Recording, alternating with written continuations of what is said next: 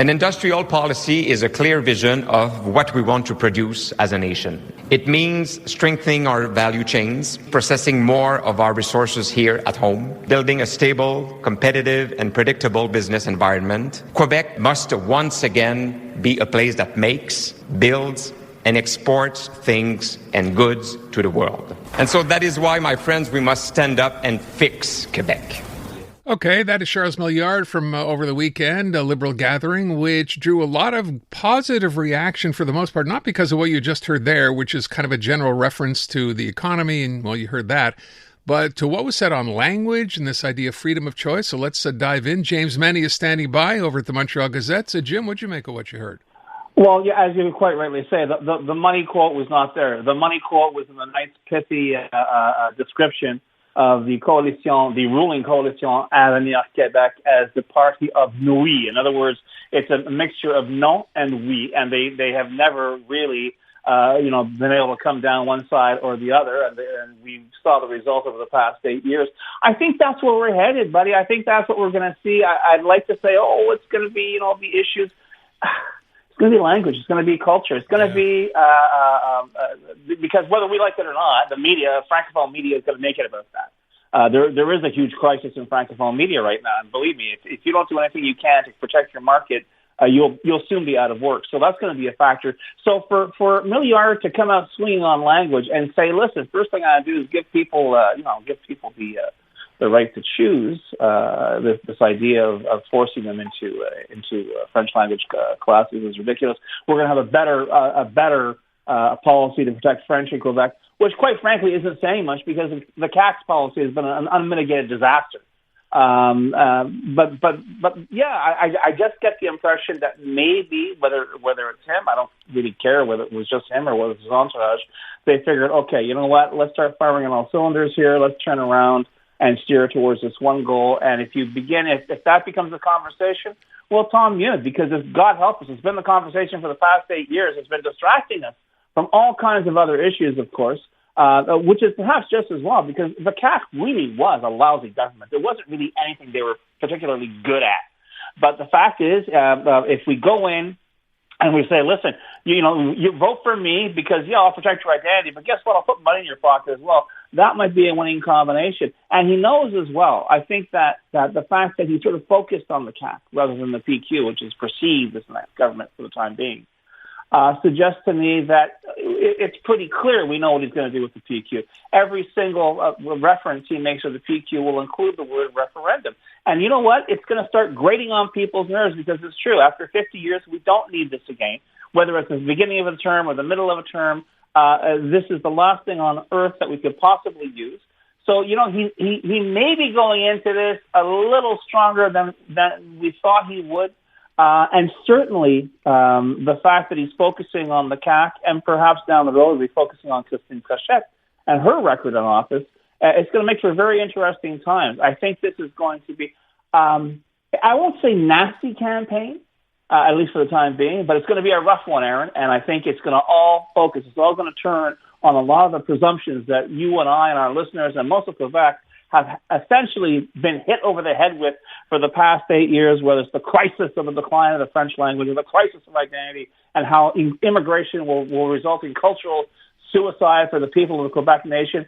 I think maybe it's time someone took a sledgehammer to those monuments of BS and began thinking about, as he says, fixing Quebec. So, if I can just kind of leave it to what people, if they did not hear this, right, one of the issues was this idea of, yes, protecting French, which you have to say, obviously, at some point. But the idea here, the freedom of choice, which goes not just to these adult and vocational courses, which I understand now, Jim, I'm not sure if this is the case. That bill may not see the light of day anyway in time for the end of the week. But this idea that even CJAD students, because that's what Charles Milliard said, should have this available to them. That's very much outside the box for what the Liberals have done up until now. Well, I think it's high time. I think it's high time the Liberals were about something, because clearly trying to be about everything to everybody and govern or try to govern on the basis of yesterday's poll has gotten them absolutely nowhere. And to abandon that, let's face it, if they turn around and try and paint themselves as some kind of version of a CAC light or simply hide behind, we're not the PQ, but we don't really have anything to add to the debate. If you don't go in there with your sleeves rolled up, I think you are on a fast track to be head of the second opposition party.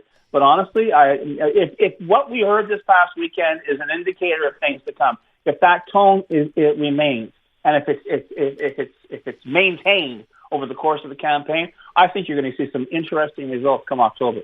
By the way, I should mention, too, that we're going to have Andre Fortin, Liberal MNA, coming up just after 5:30. Try to get more detail, because the one thing, Jim, that didn't come out of this was more details, right? It's all well and good to say, look what we're going to do, but where are the details? And the question, of course, is, and I suspect the answer will be, well, it's early in the campaign, we don't want to tip our hand, which they're basically saying about everything, But once again, I think given the Liberals' situation, given the situation of Liberal supporters or people who would like to be Liberal supporters, they'd like to get this information sooner rather than later. They'd like to know what they're supporting. And I still maintain, I may be a zillion % wrong here. I think this idea that has been, peddled by Francophone media in Quebec, that, Quebecers are lying awake at night, staring at the ceiling, wondering about their identity, and they're worried about the economy. They're worried about these things that simply don't work. And in many cases, don't work because this government for the past 8 years has proven itself to be one of the most incompetent ever to serve in the Quebec National Assembly. So, we'll maybe we're going to see the cracks appear on that, what I refer to as a mythology. And maybe, God help us, between now and October, we're going to have a debate about the issues that really matter to Quebecers.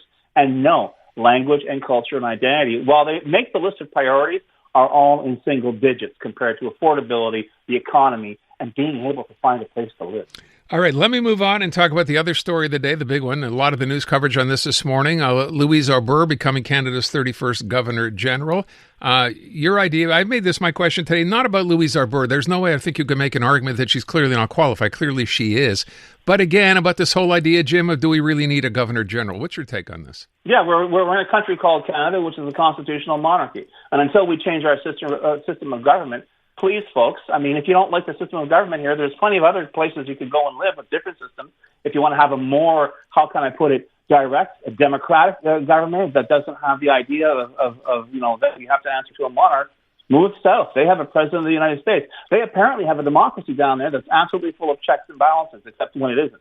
But all that said, no, I understand the whole idea, it's 2026, and, listen, it's who we are. And it was so refreshing to hear Judge Arbour in her maiden speech, basically, be completely unapologetic about cheerleading for Canada. The idea, I love that line, we're not a perfect country, but we're well on our way. You've got to believe in the product if you're saying stuff like that. And I quite frankly think that even though that role, usually is involved in, if you're changing the government, you got to go through the Governor General and so on.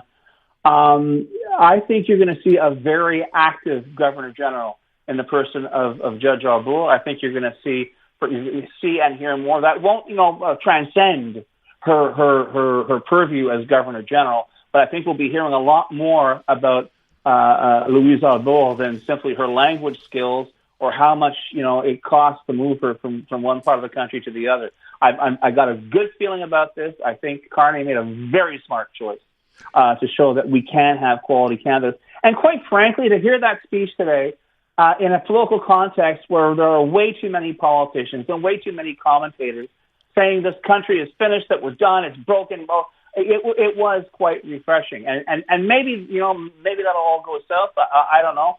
But I don't think so. I think that message got through to a lot of Canadians today that, we don't have to be worried or ashamed of who we are, of where we come from. It's where we're going that's important. And the fact that you focused on the future of young Canadians who, quite frankly, are in many cases are being hung out to dry by every level of government.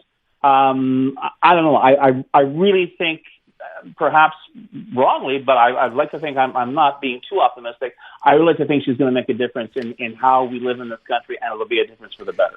Okay, so I will tell you, we had sort of mixed takes on both of these, and I completely understand what you're saying. I will tell you my cynical view, and I want to again point out, not about Louise Arbour, but about the Post in general. This is a ceremonial post for the most part, right? We can agree on that.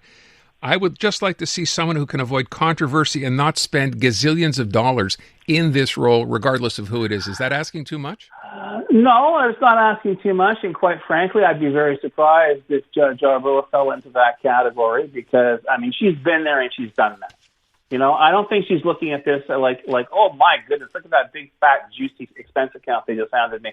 I think she has a lot. I think when she took the job, it wasn't for how can I put it, the prestige. When you look at her CV, I'm not saying the Governor General's job is some punk occupation, but the fact of the matter is she's done a lot in her life and she'll probably be better remembered for all the other things she's done in her life rather than being Governor General. But I really don't think this, because it's been the easiest target. My God, Aaron, it's a hardy perennial. The 40 years I've been in this business, it's always, well, you know, why are we spending all this money? It's the same people who think that, you know, the Prime Minister should live in a refrigerator box. Because, the Governor General, okay. You know what? This is, like I say, it's a constitutional monarchy. If you don't like it, vote for someone who's going to turn around and say, oh, we'll become a republic. I mean, there's a guy right now who's running to be Premier of Quebec who I think has that in mind, although it wouldn't be a part of Canada. But that's who we are. Okay. That's the way it's always been. And if you want to change it, vote for someone who's going to change it. All right. I was going to say there's no middle ground, but that's really not relevant. James Mennie at the Montreal Gazette. Thank you, Jim. The Matt. iHeartRadio is throwing it back. 2010s, the decade. To the days of huge hits and unforgettable anthems. A non-stop stream of the biggest and best. Drake, Rihanna, Beyonce, Katy, Gaga, The Weeknd, and more. All your decade-defining favorites, all in one place. Hi, it's Katy Perry. Hey, it's Bruno Mars. This is Kesha. Find 2010's The Decade on the free iHeartRadio app. Preset the station so it's always one tap away.